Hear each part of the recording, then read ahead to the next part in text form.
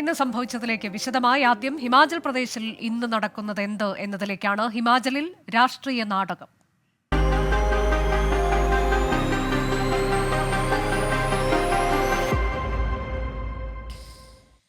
ഹിമാചൽ പ്രദേശിൽ സർക്കാരിനെ അട്ടിമറിക്കാനുള്ള BJP നീക്കത്തിനിടെ നാടകീയ രാഷ്ട്രീയ നീക്കങ്ങൾ. മുഖ്യമന്ത്രി സുഖ്വിന്ദർ സിംഗ് സുഖുവിനെ മാറ്റി സർക്കാരിനെ നിലനിർത്താൻ കോൺഗ്രസിന്റെ ശ്രമം.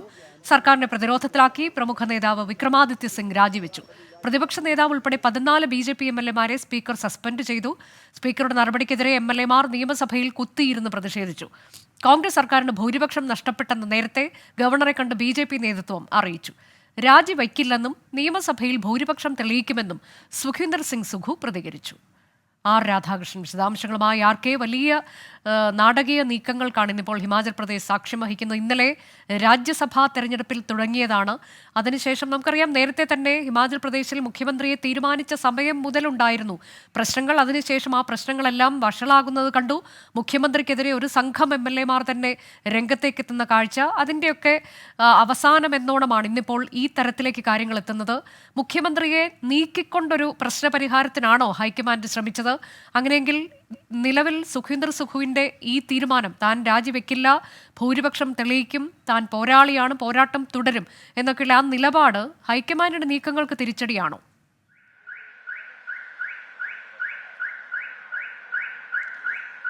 ഇപ്പോഴത്തെ സാഹചര്യത്തിൽ സുഖു ഹൈക്കമാൻഡിന് വിധേയനായിട്ടാണ് മുന്നോട്ട് പോകുന്നതെന്നാണ് അറിയാനായിട്ട് സാധിക്കുന്നത്. നിലവിലുള്ള അവസ്ഥ കോൺഗ്രസിനെ സംബന്ധിച്ച് അവിടെ ഹിമാചൽ പ്രദേശിലെ അടിയൊഴുക്കുകൾ വായിക്കാൻ ഈ രാജ്യസഭാ തെരഞ്ഞെടുപ്പ് വന്ന പശ്ചാത്തലത്തിൽ പോലും സാധിച്ചില്ല എന്നുള്ളതാണ്. അത് നേതൃത്വത്തിന്റെ പരാജയം എന്ന വിധത്തിൽ കൂടി വ്യാഖ്യാനിക്കപ്പെടുന്നുണ്ട്. ഈ ഒരു പശ്ചാത്തലത്തിലാണ് അവിടെ ഉണ്ടായ വിമത നീക്കങ്ങളെ കോൺഗ്രസ് ദേശീയ നേതൃത്വം വിലയിരുത്തുന്നത്. ഏറ്റവും പ്രധാനപ്പെട്ടതായിട്ട് മുഖ്യമന്ത്രി രാജിവെക്കണം എന്ന ആവശ്യത്തെ കോൺഗ്രസ് ദേശീയ നേതൃത്വം ഈ ഘട്ടത്തിൽ വലിയ രീതിയിൽ പിന്തുണയ്ക്കുന്നില്ല. പക്ഷേ ഉത്തരേന്ത്യയിലെ ഏക കോൺഗ്രസ് ഭരണമുള്ള സംസ്ഥാനം എന്ന നിലയിൽ അവിടുത്തെ ഭരണം നിലനിർത്തുക എന്നുള്ളതാണ് ഈ പ്രധാനപ്പെട്ട ആവശ്യം എന്ന രീതിയിൽ കോൺഗ്രസ് മുന്നോട്ട് വയ്ക്കുന്നത്. ഇതിനു വേണ്ടിയിട്ടുള്ള നീക്കങ്ങളാണ് കോൺഗ്രസ് നടത്തുന്നത്. കോൺഗ്രസിനെ സംബന്ധിച്ച് ഏറ്റവും പ്രധാനപ്പെട്ട പ്രശ്നമായി ഇനി വരാൻ പോകുന്നത് ഈ വിമതരായി മാറിക്കഴിഞ്ഞിരിക്കുന്ന MLA-മാരുടെ നിലപാടാണ്.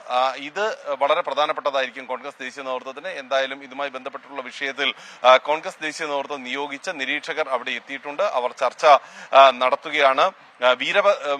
ഈ വിഷയത്തിൽ ഏറ്റവും പ്രധാനപ്പെട്ടതായി ഇനി മാറാനായിട്ട് അടുത്ത മണിക്കൂറുകളിൽ പോകുന്നത് പ്രിയങ്ക ഗാന്ധിയുടെ ഭാഗത്ത് നിന്നുണ്ടായ ഇടപെടലാണ്. കോൺഗ്രസ് വിമതരെ അനുനയിപ്പിക്കാൻ പ്രിയങ്ക ഗാന്ധിക്ക് സാധിക്കുമോ എന്നതും അറിയേണ്ടതുണ്ട്. എന്നാൽ സുഖുവിനെ സംബന്ധിച്ച് ഇപ്പോൾ ആശ്വാസകരമായിട്ടുള്ള ഒരു കാര്യം, ബഡ്ജറ്റ് പാസ്സാക്കാൻ സഭയിൽ സാധിച്ചു. ശബ്ദ വോട്ടോടുകൂടിയാണെങ്കിലും ബഡ്ജറ്റ് പാസ്സാക്കാൻ സാധിച്ചു എന്നുള്ളതാണ്. 14ഓളം BJP MLA-മാരുടെ സസ്പെൻഷൻ നടപടികളിലേക്കും കാര്യങ്ങൾ നീളുന്ന വിധത്തിലേക്ക് എത്തിച്ചു. അങ്ങനെയാണെങ്കിൽ ഗവർണർ ആവശ്യപ്പെട്ടാൽ താൻ സഭയിൽ ഭൂരിപക്ഷം തെളിയിക്കും എന്ന നിലപാട് ഈ സാഹചര്യത്തിലാണ് സുഖു സ്വീകരിക്കുന്നത്. ഹൈക്കമാൻഡുമായിട്ട് സുഖു സംസാരിച്ചിരുന്നു എന്നും ആവശ്യമാണെങ്കിൽ താൻ ഒഴിയാം എന്ന വിധത്തിൽ അദ്ദേഹം സൂചിപ്പിച്ചുവെന്നും കോൺഗ്രസിന്റെ മുതിർന്ന നേതാക്കൾ തന്നെയാണ് മാധ്യമങ്ങളോട് അനൌദ്യോഗികമായിട്ട് വിശദീകരിച്ചിട്ടുള്ളത്. അതുകൊണ്ട് നേതൃമാറ്റം എന്ന ഒരു ആവശ്യത്തിലേക്ക് കോൺഗ്രസ് നേതൃത്വം എത്തുകയാണെങ്കിൽ സുഖു അതിനോട് മുഖം തിരിക്കില്ല എന്ന് വേണം കരുതാൻ. ഏതായാലും രണ്ട് പക്ഷങ്ങളും വളരെ ശക്തമായിട്ടുള്ള നിലപാടുകളുമായി രംഗത്തെത്തിയിട്ടുണ്ട്. അതിനിടയിൽ കൂടുതൽ MLA-മാർ അവരുടെ മുഖ്യമന്ത്രി പദ ആവശ്യമോഹവുമായി ബന്ധപ്പെട്ട് നിലപാട് വ്യക്തമാക്കി ഹൈക്കമാൻഡിനോട് പറയുന്നുണ്ട്. തങ്ങളാണെന്നുണ്ടെങ്കിൽ പ്രശ്നങ്ങളൊന്നും ഉണ്ടാകില്ല എന്നുള്ളതാണ്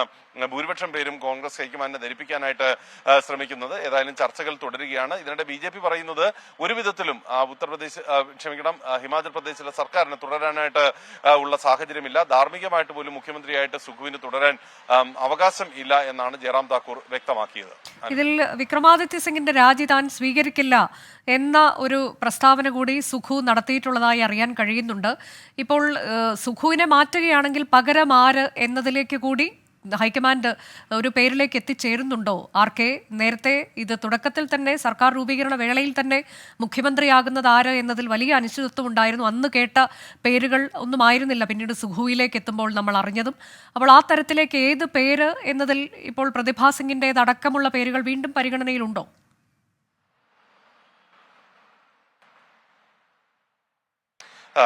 അനുജ, അനുജ ചോദിച്ച ചോദ്യം വളരെ പ്രധാനപ്പെട്ടതാണ്. കാരണം ഈ വിഷയങ്ങളുടെ എല്ലാം ആസൂത്രകൻ എന്ന രീതിയിലാണ് ഇപ്പോൾ സിംഗിന്റെ പേര് പരാമർശിക്കപ്പെടുന്നത്. സിംഗിനെ സംബന്ധിച്ചിട്ടുള്ള കഴിഞ്ഞ കുറച്ച് ദിവസങ്ങളായിട്ട് കോൺഗ്രസ് ദേശീയ നേതൃത്വത്തെ സംബന്ധിച്ച് ഇതുമായി ബന്ധപ്പെട്ടിട്ടുള്ള വിഷയത്തിൽ അദ്ദേഹത്തിന്റെ പേര് പരാമർശിച്ച് കേട്ടിരുന്നു എങ്കിലും അതുമായി ബന്ധപ്പെട്ട് ഏതെങ്കിലും വിധത്തിലുള്ള ഒരു ചർച്ചയിലേക്ക് പോലും കോൺഗ്രസ് ദേശീയ നേതൃത്വം കടന്നിരുന്നില്ല. അതുകൊണ്ടാണ് അദ്ദേഹം ഇന്ന് മന്ത്രിപദം കൂടി രാജിവെച്ചുകൊണ്ട് വളരെ ശക്തമായിട്ടുള്ള ഒരു രീതിയിൽ പ്രതിരോധം ഉയർത്തിയിരിക്കുന്നത്. തീർച്ചയായിട്ടും അദ്ദേഹത്തിനോടൊപ്പമുള്ള MLA-മാരുടെ സംഖ്യാബലം നോക്കി കോൺഗ്രസ് ദേശീയ നേതൃത്വത്തിന് അതിന് വഴങ്ങണമോ വേണ്ടയോ എന്ന കാര്യത്തിൽ ഒരു തീരുമാനമെടുക്കേണ്ടി വരും. പക്ഷേ ഇപ്പോഴത്തെ സാഹചര്യത്തിൽ ഈ 6 പേരെ കൂടാതെ മറ്റാരും അദ്ദേഹത്തോടൊപ്പം ഇല്ല എന്നൊരു വിലയിരുത്തൽ നടത്തിയിട്ടുണ്ട് കോൺഗ്രസ് ദേശീയ നേതൃത്വം എന്നുള്ളതാണ്.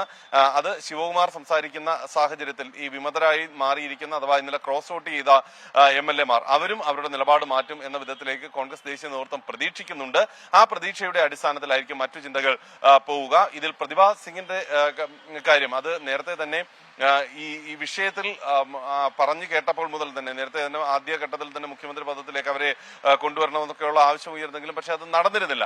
എന്നാൽ ഇനിയൊരു അവസരം അങ്ങനെ വരികയാണെന്നുണ്ടെങ്കിൽ കോൺഗ്രസ് ഹൈക്കമാൻഡ് അതിനോട് മുഖം തിരിക്കും എന്ന രീതിയിൽ നമുക്ക് കരുതാൻ സാധിക്കില്ല. പക്ഷെ പേരുകൾ ഒരുപാടുണ്ട്. ഈ മുഖ്യമന്ത്രി ആരായിരിക്കണം എന്നതിനെ സംബന്ധിച്ചിട്ടുള്ള ഒരു തീരുമാനം അഥവാ അതുമായി ബന്ധപ്പെട്ടിട്ടുള്ള ഒരു നിലപാട് കോൺഗ്രസ് ഹൈക്കമാൻഡ് രൂപപ്പെടുത്തിയതിനു ശേഷം മാത്രമേ അക്കാര്യങ്ങളിലേക്ക് ചർച്ചകൾ നീളാനായിട്ടുള്ള സാധ്യതയുള്ളൂ. അതെ, ഹിമാചൽ പ്രദേശിൽ തിരക്കിട്ട ചർച്ചകൾ ഹൈക്കമാൻഡിന്റെ നേതൃത്വത്തിൽ നടക്കുകയാണ്. നിരീക്ഷകരെ അങ്ങോട്ടേക്ക് അയച്ചിട്ടുണ്ട്. അവർ വിമതരുമായൊക്കെയുള്ള കൂടിക്കാഴ്ച പ്രിയങ്ക ഗാന്ധിയുടെ നേതൃത്വത്തിൽ തന്നെ നടക്കുന്നുണ്ട്. ഒരു നേതൃമാറ്റത്തിന് ഹൈക്കമാൻഡ് നിർദ്ദേശിക്കുകയാണെങ്കിൽ അതിനോട് മുഖം തിരിക്കുകയില്ല എന്നുള്ളതാണ് സുഖു സ്വീകരിച്ചിട്ടുള്ള ഏറ്റവും പുതിയ നിലപാട് എന്നുള്ളതും കോൺഗ്രസിന് പ്രതീക്ഷ നൽകുന്നതാണ്. അതിനിടെ അസമിൽ നിന്ന് കോൺഗ്രസിന് വരുന്ന വാർത്ത അത് ഒട്ടും നല്ലതല്ല. കോൺഗ്രസിന് തിരിച്ചടി എന്ന വാർത്ത വരുന്നു. മുതിർന്ന നേതാവ് റാണ ഗോസ്വാമി രാജിവെച്ചു. ഉടൻ BJP-യിൽ ചേരുമെന്നാണ് റിപ്പോർട്ട്. AICC ജനറൽ സെക്രട്ടറി KC വേണുഗോപാലിന് രാജി കൈമാറി. അച്യുതൻ വിശദാംശങ്ങളുമായി. അച്യുതൻ, അസം കോൺഗ്രസ് വർക്കിംഗ് പ്രസിഡന്റ് കൂടിയായിരുന്നു റാണ ഗോസ്വാമി. നേരത്തെ തന്നെ അദ്ദേഹം സംഘടനാ ചുമതലകളിൽ നിന്നൊക്കെ രാജിവെച്ചിരുന്നു അതൃപ്തികൾ ഉള്ളതിനാൽ. ഇപ്പോൾ പ്രാഥമിക അംഗത്വത്തിൽ നിന്നുകൂടി അദ്ദേഹം രാജിവെക്കുകയാണോ? അങ്ങനെയെങ്കിൽ അദ്ദേഹത്തിന്റെ അടുത്ത നീക്കം എന്താണ്? BJP-യിലേക്ക് ചേരുമെന്നുള്ളതാണോ? കോൺഗ്രസ് ഈ വിഷയത്തിൽ ഇടപെടുന്നുണ്ടോ നേതൃത്വം?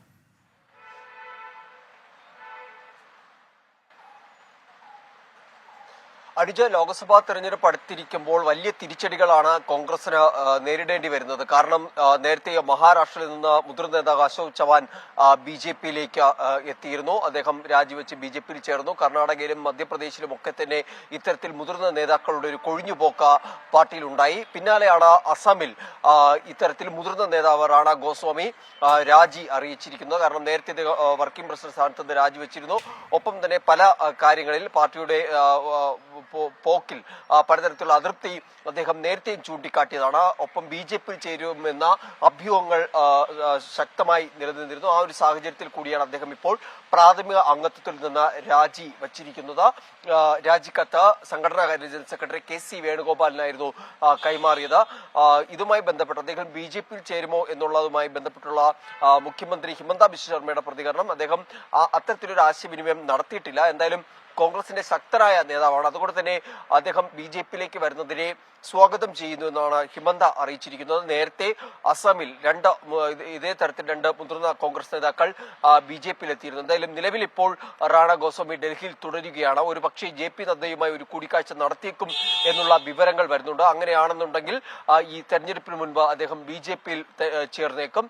കോൺഗ്രസിനെ സംബന്ധിച്ച് വടക്കിഴക്കൻ മണ്ണിൽ കൂടി ഇത്തരത്തിൽ തിരിച്ചടി നേരിടുകയാണ്. നേരത്തെ സമാനമായിട്ട് വടക്കിഴക്കൻ സംസ്ഥാനത്ത് നിന്ന് കോൺഗ്രസ് നേതാക്കൾ BJP പാളയത്തിൽ എത്തിയിരുന്നു. അങ്ങനെ പലതരത്തിലുള്ള നീക്കങ്ങളും തിരിച്ചടികളും കോൺഗ്രസിന് ഈ തെരഞ്ഞെടുപ്പ് അടുത്ത വേളയിൽ ഉണ്ടാകുന്നുണ്ട്.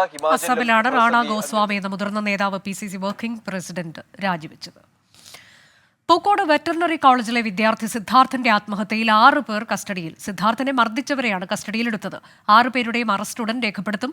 കേസിൽ 18 പേർ പ്രതികളാണ് എന്നാണ് പോലീസ് അറിയിച്ചത്. SFI നേതാക്കളടക്കം 12 പേർ ഇപ്പോഴും ഒളിവിലാണ്. അരുൺ പാറയ്ക്കൽ വിവരങ്ങളുമായി. അരുൺ, പോലീസ് ഇപ്പോൾ അറിയിച്ചിട്ടുള്ള കാര്യങ്ങൾ എന്തൊക്കെയാണ്? ഈ കുടുംബം ഗുരുതരമായ ആരോപണവുമായി രംഗത്തെത്തുന്ന സാഹചര്യത്തിൽ ഏത് തരത്തിലേക്ക് പ്രതികളെ പിടികൂടാൻ നീക്കം നടക്കുന്നുണ്ട് എന്നതാണ്.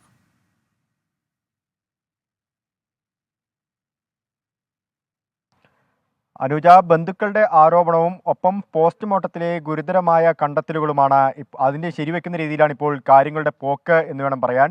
ഇന്നിപ്പോൾ പോലീസ് 6 പേരെ കൂടി അധികമായി കസ്റ്റഡിയിലെടുത്തത്. അതായത് നേരത്തെ പ്രതിപട്ടികയിൽ 12 പേരാണ് ഉണ്ടായിരുന്നത്. SFI നേതാക്കൾ ഉൾപ്പെടെ 12 പേരാണ് പ്രതിപട്ടികയിൽ ഉണ്ടായത്. ഇവരെ കൂടാതെ 6 പേരെ കൂടി കസ്റ്റഡിയിലെടുത്ത് ചോദ്യം ചെയ്തിരുന്നു. അവർ കുറ്റം സമ്മതിച്ചു എന്ന വിവരങ്ങളാണ് ഇപ്പോൾ പുറത്തു വരുന്നത്.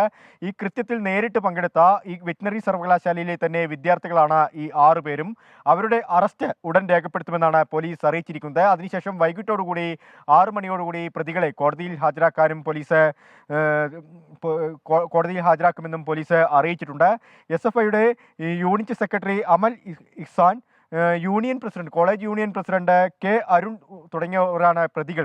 12 ഉൾപ്പെടെ 12 ആളുകളാണ് ഈ പ്രതിപട്ടികയിലുള്ളത്. ഈ 12 പേരെയും പോലീസിന് ഇതുവരെയും പിടികൂടാൻ കഴിഞ്ഞിട്ടില്ല എന്നുള്ളതാണ്. ഇവർ ഒളിവിലാണ് എന്നാണ് പോലീസിന്റെ ഭാഷ്യം. പോലീസ് ഇവരുടെ വീടുകളിലും അതുപോലെ തന്നെ ഇവർ പോകാനിടയുള്ള സ്ഥലങ്ങളിലുമൊക്കെ പരിശോധന നടത്തിയിരുന്നു. പക്ഷേ ഇതുവരെയും ഇവരെ കണ്ടെത്താൻ കഴിഞ്ഞിട്ടില്ല എന്നുള്ളതാണ്. ഇവരെ കൂടാതെയാണ് ഈ 6 പേരെ ഇന്ന് കസ്റ്റഡിയിലെടുത്ത് ചോദ്യം ചെയ്തു വന്നത്. ഇവർ നിലവിൽ കുറ്റം സമ്മതിച്ചിട്ടുണ്ട്. ഇവരുടെ അറസ്റ്റ് ഉടൻ രേഖപ്പെടുത്തും എന്നും പോലീസ് അറിയിച്ചു. എന്തായാലും കൂടുതൽ പ്രതികളിലേക്ക് കാര്യങ്ങൾ പോകുന്നു എന്നതാണ് ഈ കേസിൽ നമുക്ക് മനസ്സിലാക്കാൻ സാധിക്കുന്നത്. ഇപ്പോൾ നിലവിൽ 12 പ്രതികൾ എന്നത് 18 പ്രതികളായി. ഇനിയും കൂടുതൽ പ്രതികൾ ഈ കേസിൽ ഉൾപ്പെട്ടേക്കാം എന്നാണ് പോലീസ് പറയുന്നത്. എന്തായാലും ആൾക്കൂട്ട മർദ്ദനമുണ്ടായി എന്ന കാര്യം ശരിവെക്കുന്ന രീതിയിലാണ് കാര്യങ്ങളുടെ പോക്ക്. പോലീസ് ഇതേ നിഗമനത്തിൽ തന്നെയായിരുന്നു ഈ കേസിന്റെ ആദ്യഘട്ടം മുതൽ അന്വേഷണം ഉണ്ടായിരുന്നത്. ഈ പോസ്റ്റ്മോർട്ടം റിപ്പോർട്ട് പുറത്തു വന്ന മുതൽ ഗുരുതരമായ കണ്ടെത്തലുകൾ, അതായത് സിദ്ധാർത്ഥിന് ക്രൂരമായ മർദ്ദനമേറ്റു എന്ന പോസ്റ്റ്മോർട്ടം റിപ്പോർട്ടിലുണ്ടായിരുന്നു. ഇതിന്റെ അടിസ്ഥാനത്തിലാണ് കൽപ്പറ്റ DYSP നേരിട്ട് കേസ് അന്വേഷിച്ചത്. എന്തായാലും പ്രതികളുടെ അറസ്റ്റ് ഇന്ന് രേഖപ്പെടുത്തും.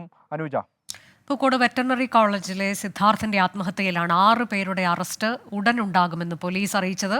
കേസിൽ 18 പ്രതികളുണ്ട് എന്നതാണ് നിലവിൽ പോലീസ് അറിയിച്ചിട്ടുള്ളത്. ലീഗിന്റെ സ്ഥാനാർത്ഥികളെ ഇന്ന് പ്രഖ്യാപിച്ചു. ആ വാർത്തയിലേക്കാണ് ഇനി. 2 സീറ്റിൽ ലീഗ് വഴങ്ങി, സീറ്റുകൾ വച്ചുമാറി.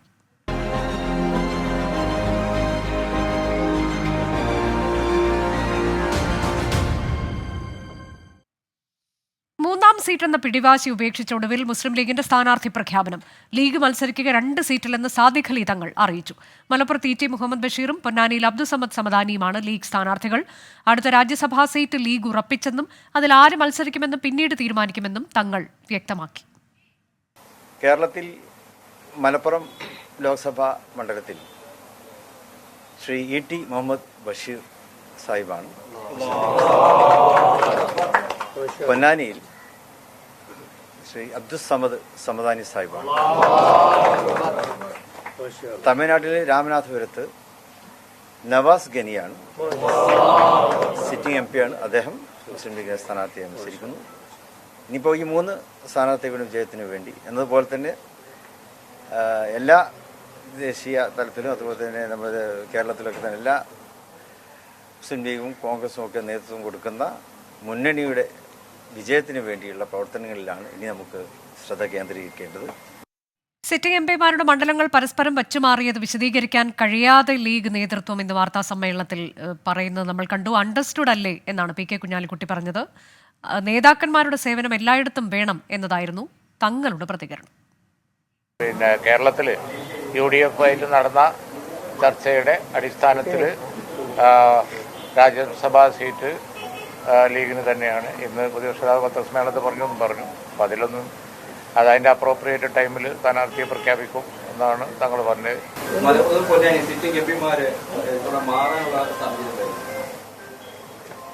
ഇപ്പോൾ അണ്ടർസ്റ്റുഡ് അല്ലേ, നിങ്ങൾക്ക് കഴിഞ്ഞപ്പോൾ വിശദീകരിക്കേണ്ട കാര്യമില്ലല്ലോ. ഒരു പാർട്ടി നേതാക്കളുടെ സേവനം എല്ലായിടത്തും ഉണ്ടായിക്കോട്ടെ എന്നുള്ളതാണ്. ലീഗിന്റെ ഔദ്യോഗിക പ്രഖ്യാപനം വരും മുൻപേ 3ാം സീറ്റ് ലീഗിനില്ലെന്ന് VD സതീശൻ പ്രതികരിച്ചതും ശ്രദ്ധേയമായി. ലീഗ് സമ്മർദ്ദ ശക്തിയാണെന്ന പ്രചാരണത്തിന് തടയിടാനായിരുന്നു സതീശന്റെ മുൻകൂട്ടിയുള്ള പ്രഖ്യാപനം.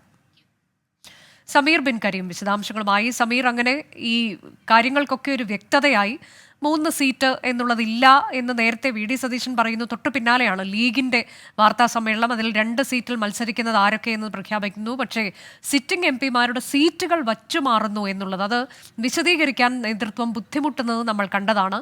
അണ്ടർസ്റ്റുഡ് അല്ലേ എന്ന് പറയുമ്പോൾ സാദിഖ് അലി നിങ്ങൾ പറയുന്നത് നേതാക്കളുടെ സേവനം എല്ലായിടത്തും വേണം എന്നുള്ളതാണ്. ഇതിൽ കഴിഞ്ഞ ഉപതെരഞ്ഞെടുപ്പുകളോ തെരഞ്ഞെടുപ്പുകളൊക്കെ പരിശോധിക്കുമ്പോൾ അവിടെ വോട്ട് കുറയുന്നുണ്ട് എന്നൊക്കെയുള്ള ഘടകങ്ങൾ ഇതിൽ എത്രത്തോളം നിർണായകമായിട്ടുണ്ട് എന്നതാണ്. മറ്റൊന്ന്, രാജ്യസഭാ സീറ്റ്, അതിൽ ഉറച്ച് തന്നെ ലീഗ് ഇങ്ങനെ ഒരു തീരുമാനത്തിലേക്ക് എത്തിയിരിക്കുന്നു.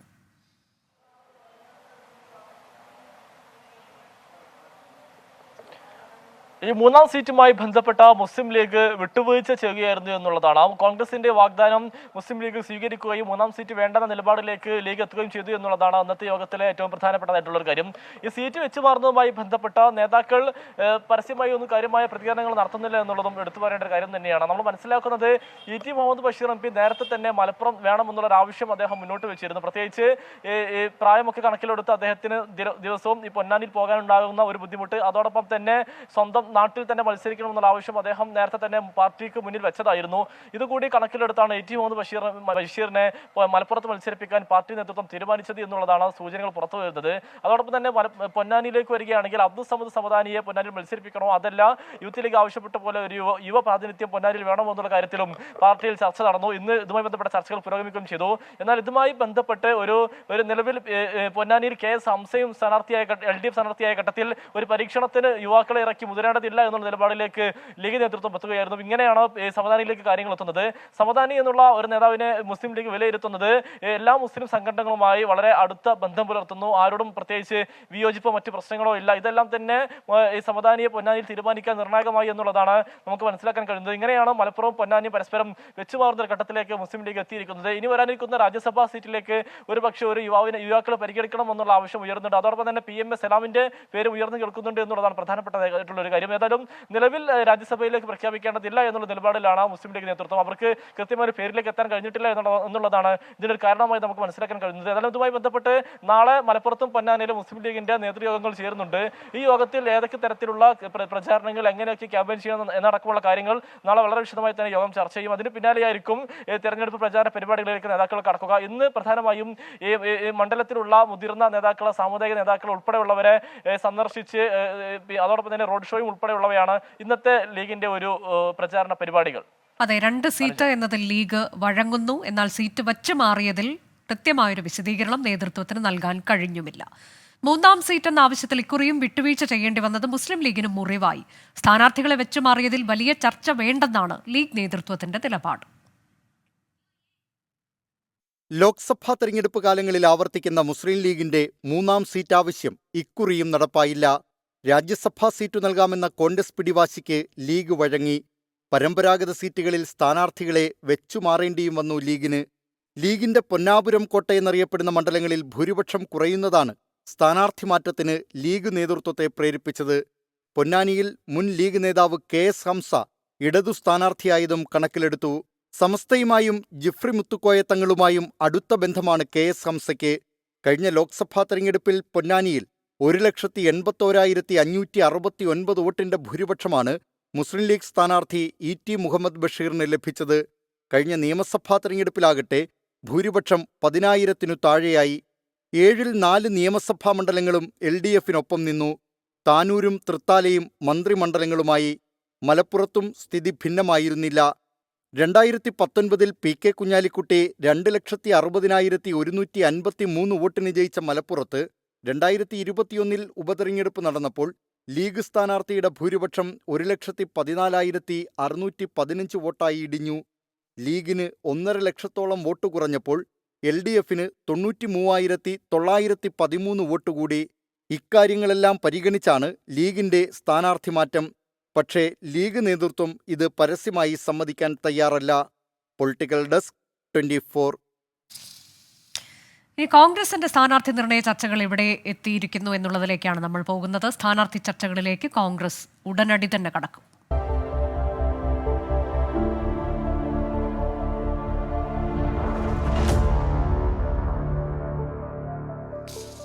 ലോക്സഭാ തെരഞ്ഞെടുപ്പിലുള്ള കോൺഗ്രസിന്റെ സ്ഥാനാർത്ഥി നിർണയ ചർച്ചകൾ ഇന്ന് തുടങ്ങും. കേരളത്തിന്റെ ചുമതലയുള്ള AICC general secretary Deepa Das Munshi രാത്രിയോടെ തിരുവനന്തപുരത്തെത്തും. നാളെയാണ് സ്ക്രീനിംഗ് കമ്മിറ്റി യോഗം. കെ സുധാകരൻ മത്സരിക്കുമെന്ന പ്രചാരണം അഭ്യൂഹം മാത്രമെന്ന് VD സതീശൻ പറഞ്ഞു. അടിസ്ഥാനരഹിതമായ വാർത്തകളാണ്.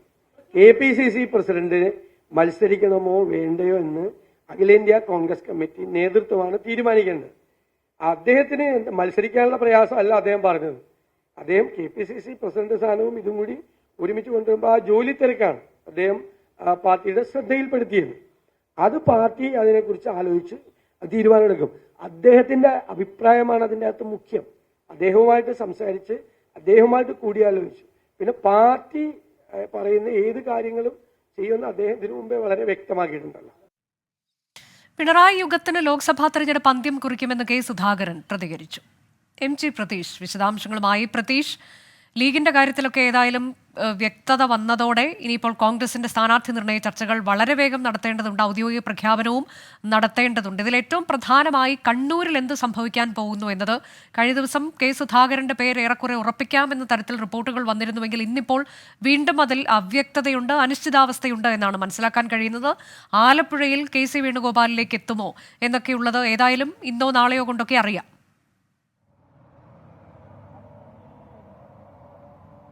തീർച്ചയായും അനുജ, കാരണം ഉഭയകക്ഷി ചർച്ചകൾ പൂർത്തിയായതോടെയാണ് കോൺഗ്രസിൽ സ്ഥാനാർത്ഥി നിർണയ ചർച്ചകളിലേക്ക് കടക്കുന്നത്. ഇന്നും നാളെയുമായി സ്ഥാനാർത്ഥി നിർണയം സംബന്ധിച്ചുള്ള ഒരു അന്തിമ തീരുമാനം കോൺഗ്രസിൽ ഉണ്ടാകുമെന്നതാണ് ഏറ്റവും പ്രധാനപ്പെട്ട കാര്യം. കേരളത്തിന്റെ ചുമതലയുള്ള AICC general secretary Deepa Das Munshi ഇന്ന് വൈകിട്ടോടുകൂടി തന്നെ തിരുവനന്തപുരത്ത് എത്തുന്നുണ്ട്. നാളെയാണ് സ്ക്രീനിംഗ് കമ്മിറ്റി യോഗം നടക്കുക. ഈ സ്ക്രീനിംഗ് കമ്മിറ്റി യോഗത്തിൽ കോൺഗ്രസ് മത്സരിക്കുന്ന 16 മണ്ഡലങ്ങളിലെയും സ്ഥാനാർത്ഥികൾ സംബന്ധിച്ചുള്ള ഒരു നിർണയം ഉണ്ടാകും.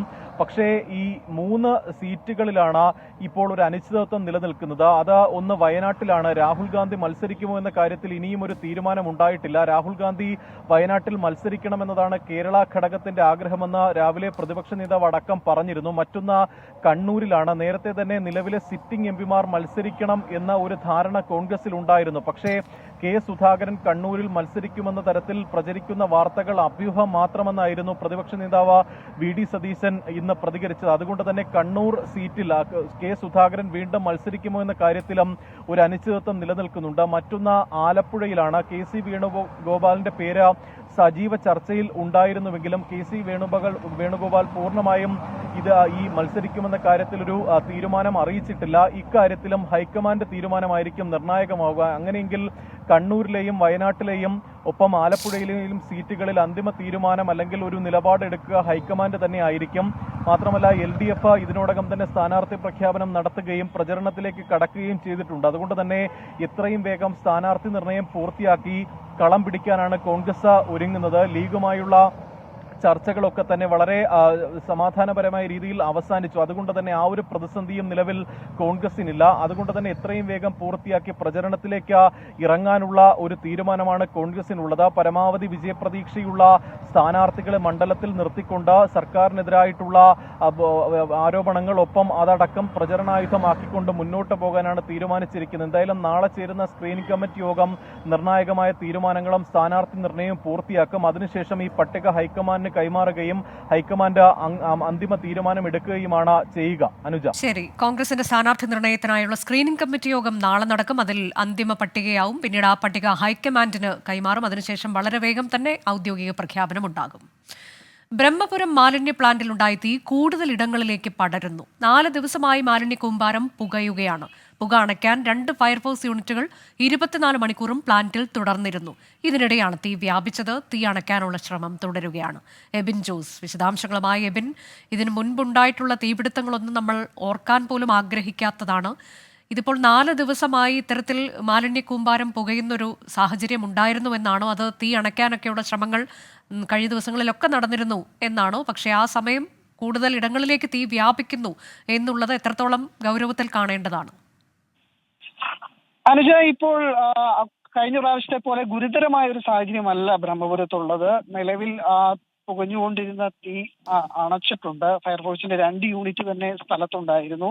കൂടുതൽ സ്ഥലങ്ങളിലേക്ക് വ്യാപിച്ച തീപടലം എല്ലാം തന്നെ കെടുത്തിയിട്ടുണ്ട്. അതോടൊപ്പം തന്നെ ഈ മാലിന്യങ്ങൾ നീക്കി നനച്ച് തീ കെടുത്താനുള്ള ശ്രമങ്ങളും തുടരുന്നുണ്ട്. ഏതായാലും ഇപ്പോൾ നിലവിൽ വലിയ ഗുരുതരമായ ഒരു സാഹചര്യമല്ല, അല്ലെങ്കിൽ നമ്മൾ കഴിഞ്ഞ വർഷം കണ്ടതുപോലെ ഒരു സാഹചര്യത്തിലേക്ക് നീങ്ങിയിട്ടില്ല എന്നാണ് ഇപ്പോൾ ഇവിടെ നമുക്ക് പറയാനുള്ളത്.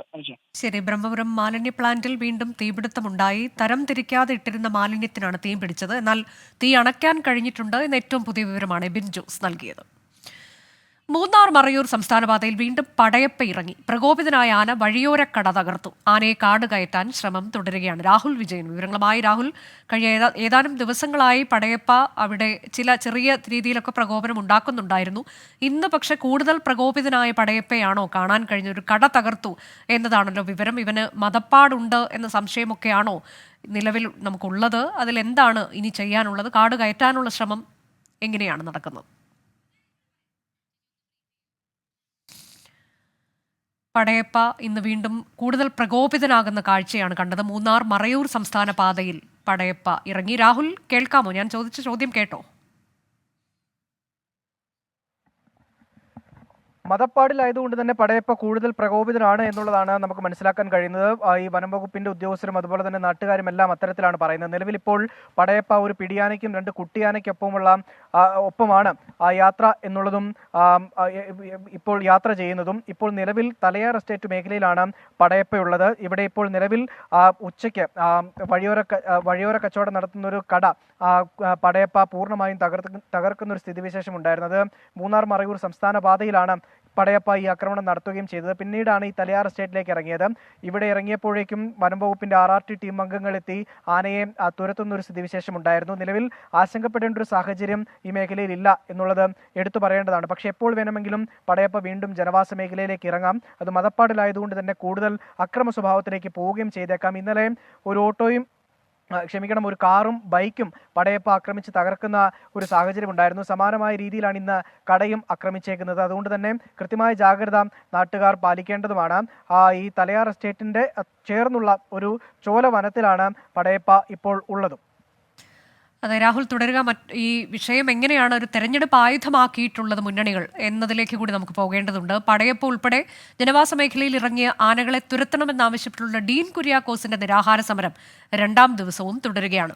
തന്റെ മൗലിക ഉത്തരവാദിത്തത്തിന്റെ ഭാഗമാണ് സമരമെന്ന് ഡീൻ കുര്യാക്കോസ് MP പ്രതികരിച്ചു.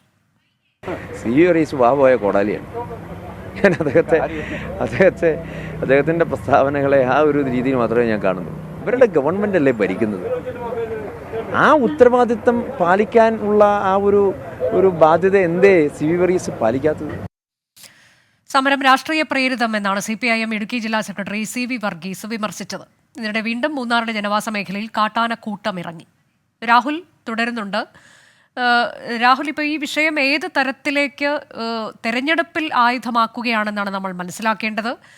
CPIMന്റെ പ്രാദേശിക നേതൃത്വത്തിന്റെ പ്രതികരണം ഈ വിഷയത്തിൽ വന്നിട്ടുണ്ട്. ഇന്നലെ ചില തീരുമാനങ്ങളും കൈക്കൊണ്ടിട്ടുണ്ട്. പക്ഷേ അത് തെരഞ്ഞെടുപ്പിൽ ഒരു തിരിച്ചടിയാകരുത് എന്ന തരത്തിലേക്ക് കൂടി മുന്നണികൾ ഇതിനെ കാണുന്നുണ്ടോ, പ്രത്യേകിച്ച് LDF?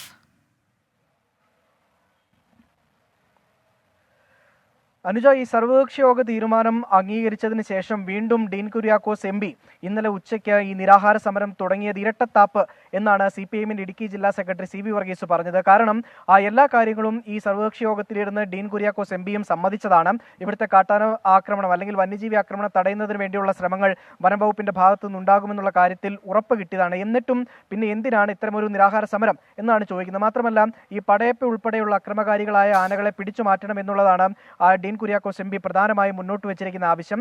ഇതേ ആവശ്യം ഈ അരിക്കൊമ്പനെ പിടിക്കുന്ന സമയത്ത് CPIMന്റെ ജില്ലാ നേതൃത്വവും ആവശ്യപ്പെട്ടതാണ്. പക്ഷെ അന്ന് ഡീൻ കുര്യാക്കോസിന്റെ നിലപാട് ഇങ്ങനെ ആയിരുന്നില്ല. അതായത് പടയപ്പയെ പിടിച്ചു മാറ്റേണ്ട, പടയപ്പ ഒരു അക്രമ സ്വഭാവമുള്ള ആനയല്ല എന്നുള്ള നിലപാട് ഡീൻ കുര്യാക്കോസ് എടുത്തു എന്നുള്ളതും ഈ CV വർഗീസ് പറഞ്ഞിട്ടുണ്ട്. പക്ഷേ അതിനെ ഒരു തരത്തിലും അംഗീകരിക്കാൻ ഡീൻ കുര്യാക്കോസ് തയ്യാറായിട്ടില്ല. CPIMന്റെ ജില്ലാ സെക്രട്ടറി വായ പോയ കോടാലിയാണ് എന്നുള്ളതാണ് ഡീൻ കുര്യാക്കോസ് തിരിച്ചടിച്ചത്. എന്തായാലും ഈ പ്രശ്നത്തിൽ ഒരു തീരുമാനമുണ്ടാകുന്നതുവരെ, അതായത് ഈ പടയപ്പ ഉൾപ്പെടെയുള്ള അക്രമകാരികളായ ആനകളെ പിടിച്ചു മാറ്റാൻ സർക്കാർ ഉത്തരവിടുന്നതുവരെ ഈ നിരാഹാര സമരത്തിൽ നിന്ന് പിന്നോട്ടില്ല എന്നുള്ളതാണ് ഏറ്റവും പ്രധാനപ്പെട്ട കാര്യം. ഇവിടെ ഇതിൽ ഏറ്റവും അനുകൂല ഘടകമായി ഈ ഡീൻ കുര്യാക്കോസിന് വരുന്ന മറ്റൊരു പ്രധാനപ്പെട്ട കാര്യം എന്ന് പറയുന്നത് ഇന്ന് ഇടുക്കി രൂപത വൈദിക സമിതിയുടെ ഒരു പ്രമേയം അവതരിപ്പിച്ചിട്ടുണ്ട്. അതിൽ ഈ വന്യമൃഗ ശല്യവുമായി ബന്ധപ്പെട്ടുള്ള കൃത്യമായ കാര്യങ്ങൾ അതിൽ പറയുകയും ചെയ്തിട്ടുണ്ട്. കാട്ടാന ആക്രമണത്തിൽ ജീവൻ നഷ്ടപ്പെടുന്ന ഒരു സാഹചര്യം അത് ദുഃഖകരമാണ്. അതിൽ അധികാരികൾ കാണിക്കുന്ന നിസ്സംഗത ഭയപ്പെടുത്തുന്നു. സ്വാർത്ഥ ലാഭത്തിനു വേണ്ടി മൗനം പാലിക്കുന്ന രാഷ്ട്രീയ നേതാക്കൾ പൊതുസമൂഹത്തിന് അപമാനമാണ് എന്നതടക്കമുള്ള കാര്യങ്ങൾ ഈ പ്രമേയത്തിൽ പറഞ്ഞിട്ടുമുണ്ട്. അത് തീർച്ചയായിട്ടും ഡീൻ കുര്യാക്കോസിന് അനുകൂലമായി വരുന്ന ഒരു നിലപാടാണ്. മാത്രമല്ല LDFനെ സംബന്ധിച്ചിടത്തോളം അതൊരു വെട്ടിലാക്കുകയും ചെയ്യും. കാരണം കഴിഞ്ഞ ദിവസവും കാട്ടാനാക്രമണത്തിൽ ഒരു ജീവൻ നഷ്ടപ്പെടുന്ന ഒരു സാഹചര്യം ഉണ്ടായിരുന്നു. പക്ഷെ ഒരു പ്രത്യക്ഷ സമരത്തിലേക്ക് അല്ലെങ്കിൽ ഒരു പ്രതിഷേധത്തിലേക്ക് CPM എത്തിയിട്ടില്ല എന്നുള്ളത് ഡീൻ കുര്യാക്കോസ് ഉൾപ്പെടെയുള്ള UDF നേതാക്കൾ എടുത്തു കാണിക്കുകയും ചെയ്യും. അതാണ് മൂന്നാറിൽ കാട്ടാന ആക്രമണത്തിൽ ഒരാൾ മരിച്ചിരുന്നു കഴിഞ്ഞ ദിവസം. ഇന്നിപ്പോൾ പടയപ്പ കൂടുതൽ പ്രകോപിതനാകുന്നു. കൂടാതെ കാട്ടാന കൂട്ടം ഇറങ്ങുന്നു. ഈ ഘട്ടത്തിലാണ് ഇതൊരു തെരഞ്ഞെടുപ്പ് വിഷയം കൂടിയായി മാറുന്നത്. ഡീൻ കുര്യാക്കോസിന്റെ നിരാഹാര സമരം തുടരുകയുമാണ് രണ്ടാം ദിവസം. ഈ മാർക്കറ്റ് വ്യൂവുമായി സൂര്യശ്രീ. DBFS മാർക്കറ്റ് വ്യൂ സമർപ്പിക്കുന്നത് DBFS wealth management and non banking finance.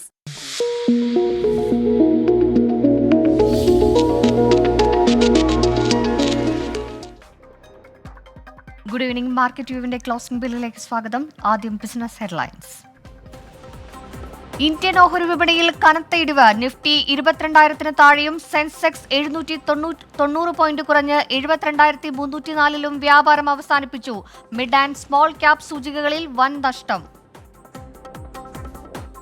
ഇന്ത്യയിലേക്കുള്ള റഷ്യയുടെ എണ്ണ വിൽപ്പനയ്ക്ക് ഭീഷണിയായി US ഉപരോധം. വാർഷിക വിതരണ ഇടപാടുകൾ ഉറപ്പാക്കാനുള്ള ശ്രമങ്ങളെ സങ്കീർണമാക്കിയേക്കും. അനിശ്ചിതത്വത്തിലായി എണ്ണ വ്യാപാരികൾ. ഇന്ത്യയിലെ മികച്ച 8 നഗരങ്ങളിലെ ഭവനവിലയിൽ വൻ വർധന. 2021 മുതൽ 2023 വരെ ഭവനവിലകൾ 20% ഉയർന്നു. അനുകൂലമായ പലിശ നിരക്ക്, സാമ്പത്തിക വീക്ഷണം എന്നിവ ഭവനവിലയെ സ്വാധീനിച്ചെന്ന് റിപ്പോർട്ടുകൾ. ഇലക്ട്രോണിക്സ് കയറ്റുമതിയിൽ ചൈനയുടെ ആധിപത്യം കുറയുന്നു. കയറ്റുമതി വിപണി വിഹിതം ഇന്ത്യ കൈക്കലാക്കുന്നുവെന്ന് പഠനം. നികുതി ഇളവുകൾ, മൂലധന പിന്തുണ എന്നിവ സ്വാധീനിച്ചെന്നും കണ്ടെത്തൽ. ഇന്ത്യൻ റീറ്റെയിൽ വിപണി വളർച്ചയുടെ പാതയിൽ. അടുത്ത ദശകത്തോടെ വിപണി $2 ട്രില്യൺ റിപ്പോർട്ട്. സംഘടിത റീറ്റെയിലർമാർ പ്രകടനം നിലനിർത്തുകയും ഓഹരികൾ വളർത്തുന്നത് തുടരുകയും വേണമെന്നും വിദഗ്ധർ. ഇനി മാർക്കറ്റ് അനാലിസിസിലേക്കാണ്. ഒരു ദിവസത്തെ ഇടവേളയ്ക്ക് ശേഷം ഇന്ത്യൻ ഓഹരി വിപണിയിൽ വീണ്ടും നഷ്ടത്തിൽ വ്യാപാരം അവസാനിച്ചിരിക്കുകയാണ്. Auto, oil and gas, power, reality തുടങ്ങിയ എല്ലാ മേഖലാ സൂചികളും നഷ്ടത്തിലാണ് ഇന്ന് അവസാനിച്ചിരിക്കുന്നത്. 2% വീതം നഷ്ടമാണ് ഓരോ ഓഹരികളിലും ഉണ്ടായത്. Power Grid Corporation, Apollo Hospitals, Eicher Motors, Maruti Suzuki തുടങ്ങിയവ ഏറ്റവും കൂടുതൽ നഷ്ടത്തിലായപ്പോൾ HUL, ഇൻഫോസിസ്, TCS, ഭാരതി എയർടെൽ തുടങ്ങിയ ഓഹരികൾ നേട്ടത്തിലായിരുന്നു എന്ന് തന്നെ പറയാം. സെൻസെക്സിലാണെങ്കിലും നിഫ്റ്റിയിലാണെങ്കിലും ഏകദേശം 1% നഷ്ടമാണ് ഇന്ന് രേഖപ്പെടുത്തിയത്. സൂചികകളിലേക്ക് വരികയാണെങ്കിൽ നാഷണൽ സ്റ്റോക്ക് എക്സ്ചേഞ്ചിന്റെ സൂചികയായ നിഫ്റ്റിയുടെ എല്ലാ സൂചികകളും ഒരു നെഗറ്റീവ് നോഡിലാണ് വ്യാപാരം അവസാനിച്ചിരിക്കുന്നത്. നിഫ്റ്റി 50യിൽ 247 പോയിന്റ് ഇടിവിൽ 21,951 പോയിന്റിലാണ് ഇന്ന് വ്യാപാരം അവസാനിച്ചിരിക്കുന്നത്. Nifty mid cap and small cap സൂചികളിലൊക്കെ തന്നെ വളരെ വലിയൊരു വിൽപ്പന സമ്മർദ്ദം പ്രകടമായിരുന്നു. നിഫ്റ്റി ബാങ്കിലാണെങ്കിലും 624 പോയിന്റ് ഇടിവിൽ 45,963 പോയിന്റിലാണ് നിലവിൽ വ്യാപാരം അവസാനിച്ചിരിക്കുന്നത്. പബ്ലിക് സെക്ടർ ബാങ്കുകളുടെ അണ്ടർടേക്കിംഗ്സിലേക്ക് ഒരു വലിയൊരു വിൽപ്പന സമ്മർദ്ദം ബാങ്ക് ഓഹരികളിലും പ്രകടമായിരുന്നു. ഫിനാൻഷ്യൽ ഓഹരികളിലേക്ക് വരികയാണെങ്കിലും നിഫ്റ്റി ഫിനാൻഷ്യൽ സർവീസസ് 212 പോയിന്റ് ഇടിവിൽ 20,340 പോയിന്റിലാണ് ഇന്ന് വ്യാപാരം അവസാനിപ്പിച്ചിരിക്കുന്നത്. കഴിഞ്ഞ ദിവസം ഒരു നേട്ടത്തിൽ അവസാനിപ്പിച്ച വിപണി തന്നെ ഒരു ദിവസം പിന്നിട്ടപ്പോൾ ഇന്ന് വളരെ വലിയൊരു കനത്ത ഇടിവിലാണ് വ്യാപാരം അവസാനിപ്പിച്ചിരിക്കുന്നതെന്ന് പറയാം. ബോംബെ സ്റ്റോക്ക് എക്സ്ചേഞ്ചിലേക്ക് വരികയാണെങ്കിൽ അവിടെയും സെൻസെക്സിലും വലിയൊരു ഇടിവ് നമുക്ക് പ്രകടമാണ്. 790 പോയിന്റ് ഇടിവിൽ 72,304 പോയിന്റിലാണ് സെൻസെക്സിലും നിലവിൽ വ്യാപാരം അവസാനിപ്പിച്ചിരിക്കുന്നത്. ഇനി മാക്രോ ഡേറ്റുകളൊക്കെ വരാനുണ്ട്. നിക്ഷേപർ അതൊക്കെ തന്നെയും വലിയ രീതിയിൽ നിരീക്ഷിക്കുന്നുണ്ട്. എങ്ങനെയൊക്കെയാകും നാളത്തെ ഓഹരി വിൽപ്പനയും വാങ്ങലുകളും എന്നൊക്കെ നമുക്ക് വരും മണിക്കൂറുകൾ അറിയാം. ഇനി DBFSന്റെ ഒരു മാനേജിംഗ് ഡയറക്ടർ നമ്മളോടൊപ്പം അതിഥിയായി ചേരുകയാണ്, Prince George. Good evening Shri Prince George.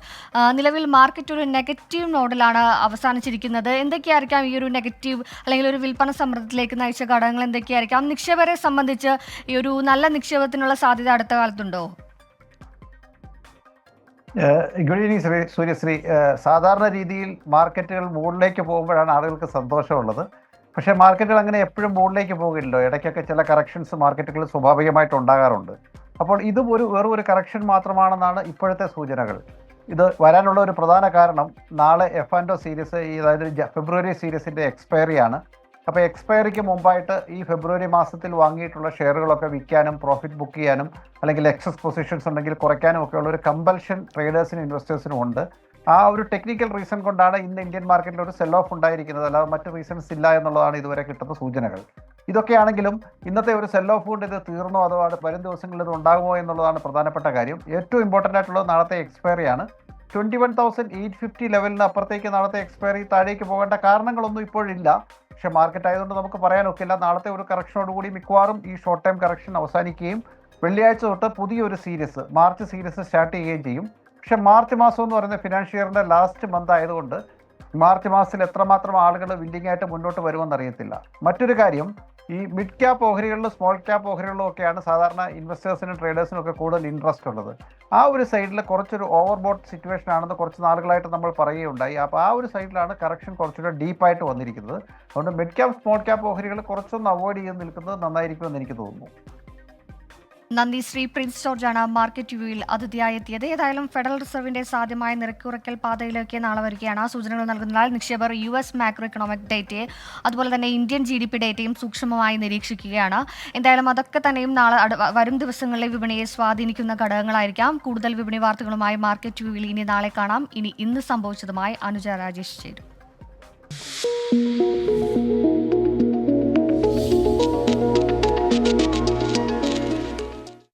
DBFS market view സമർപ്പിക്കുന്നത് DBFS wealth management and non banking finance. തിരികെ ഇന്ന് സംഭവിച്ചതിലേക്ക്. പത്തനംതിട്ട മൗണ്ട് സിയോൺ ലോ കോളേജിൽ നിയമ വിദ്യാർത്ഥിനിയെ മർദ്ദിച്ച സംഭവത്തിൽ DYFI നേതാവ് ജെയ്സൺ ജോസഫിനെ കോളേജിൽ നിന്ന് പുറത്താക്കി. ജെയ്സൺ ജോസഫിനെ പുറത്താക്കണമെന്നാവശ്യപ്പെട്ട് യൂത്ത് കോൺഗ്രസ് അക്കാഡമിക് കോർഡിനേറ്ററെ ഇന്ന് രാവിലെ പൂട്ടിയിട്ടിരുന്നു. നടപടിയെടുത്തതോടെ യൂത്ത് കോൺഗ്രസ് പ്രതിഷേധം അവസാനിപ്പിച്ചു. പിന്നെ കുട്ടികൾ ആവശ്യപ്പെട്ടതുപോലെ ഡിസ്മിസ് ചെയ്യാന്നുള്ള തീരുമാനം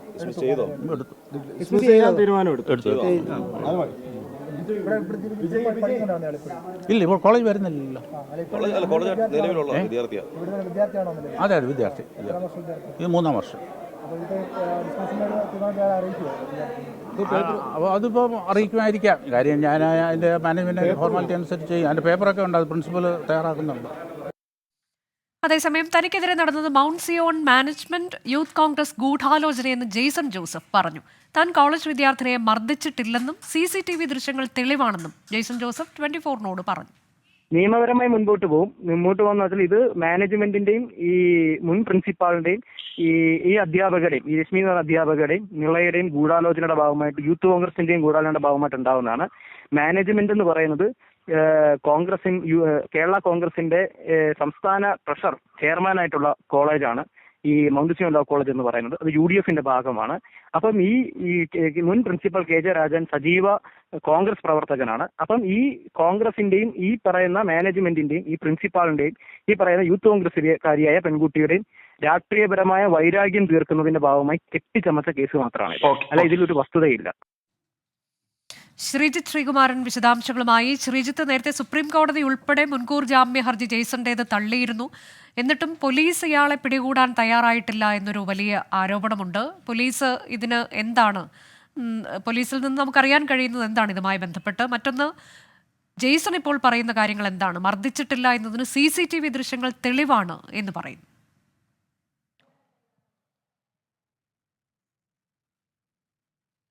തീർച്ചയായും ജേസൺ ആ ഒരു വാദത്തിൽ ഉറച്ചു നിൽക്കുകയാണ്. ജേസൺ ഇതിനു മുൻപ് തന്നെ സോഷ്യൽ മീഡിയയിലൂടെ, തന്റെ സോഷ്യൽ മീഡിയ പേജിലൂടെ ആ CCTV ദൃശ്യങ്ങളൊക്കെ തന്നെ പുറത്തുവിട്ടിരുന്നു. അതിൽ ജേസൺ ഏറ്റവും എടുത്തു പറയുന്നത് കൃത്യം 1 മണിയോടുകൂടി ഈ പെൺകുട്ടിയെ, നിളാസ് പണിക്കർ എന്ന ഈ പെൺകുട്ടിയെ താൻ അടങ്ങുന്ന SFI നേതാക്കൾ മർദ്ദിച്ചു എന്നാണ് പരാതിയിൽ പറയുന്നത്. അത്തരത്തിലൊരു മൊഴിയാണ്, ഇടിവള കൊണ്ട് ഇടിച്ച് മൂക്കിന് ക്ഷതം വരുത്തി എന്നൊരു മൊഴിയാണ് ആശുപത്രി രേഖകളിലുള്ളത്, അല്ലെങ്കിൽ ആ പോലീസിനോട് ആ ഒരു ഘട്ടത്തിൽ കുട്ടി പറഞ്ഞിട്ടുള്ളത്.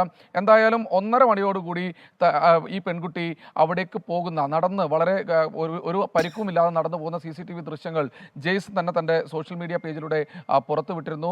ജെയ്സൺ അതിൽ ഏറ്റവും പ്രധാനമായും ജെയ്സൺ സൂചിപ്പിക്കുന്ന പ്രധാനപ്പെട്ട മറ്റൊരു കാര്യം, ഈ ഹൈക്കോടതി തൻ്റെ മുൻകൂർ ജാമ്യാപേക്ഷ തള്ളിയത് മുൻ കേസുകൾ പരിഗണിച്ചാണ്. ആ മുൻ കേസുകൾ ഏതൊക്കെയാണെന്നാൽ അത് റാന്നി സഹകരണ സംഘവുമായി ബന്ധപ്പെട്ട തിരഞ്ഞെടുപ്പുമായി ബന്ധപ്പെട്ട സംഘർഷവും അതുപോലെ തന്നെ സീതത്തോട് സഹകരണ സംഘം തിരഞ്ഞെടുപ്പുമായി ബന്ധപ്പെട്ട സംഘർഷവുമാണ്. അത്തരത്തിലുള്ള കേസുകളാണ് തനിക്ക് തിരിച്ചടിയായത്. എന്തായാലും സുപ്രീം കോടതി തൻ്റെ മുൻകൂർ ജാമ്യാപേക്ഷയല്ല പരിഗണിച്ചത്, അത് സ്പെഷ്യൽ ലീവ് പെറ്റീഷനായിരുന്നു. അതായത് ഈ ഹൈക്കോടതിയുടെ ഉത്തരവ് റദ്ദാക്കണമെന്ന് ആവശ്യപ്പെട്ട്, ഈ കേസിൽ നിന്ന് തന്നെ ഒഴിവാക്കണമെന്ന് ആവശ്യപ്പെട്ട് താൻ നൽകിയ പെറ്റീഷനായിരുന്നു സുപ്രീം കോടതി പരിഗണിച്ചത്.